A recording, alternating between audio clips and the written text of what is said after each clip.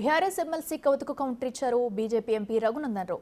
బీసీల గురించి మాట్లాడే హక్కు ఆమెకు లేదన్నారు. చిత్తశుద్ధి ఉంటే బీఆర్ఎస్ పగ్గాలు బీసీ నేతకి ఇవ్వాలని డిమాండ్ చేశారు. రెండు ఎమ్మెల్సీలు గెలిస్తే ఒకటి బీసీ గెలిచినాం, ఒకటి ఓసీ గెలిచినాం. దాదాపు జనాభాలో సగం ఉన్నటువంటి బీసీలని సముచితంగా గౌరవించేటువంటి పార్టీ భారతీయ జనతా పార్టీ.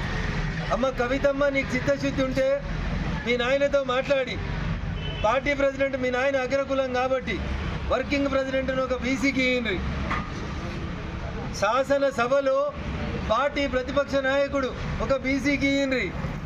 శాసన మండలిలో ఒక ప్రతిపక్ష నాయకుడు అవకాశం ఉంది, ఇంకొక బీసీకి ఇయ్యండి. చేసేటప్పుడేమో చెయ్యరు, ఇచ్చేటప్పుడేమో ఇయ్యరు. ఇచ్చిన ఈ 4 ఇయ్యరు బీసీలకి మీరు మంత్రి పదవులు. నడిమిట్లనే ఈటల రాజేందర్ అనేటువంటి ఒక బీసీ తెలంగాణలో పెద్ద సామాజిక వర్గం అని చెప్పిన సామాజిక వర్గానికి మంత్రి పదవి వీకేసింది టీఆర్ఎస్ పార్టీ.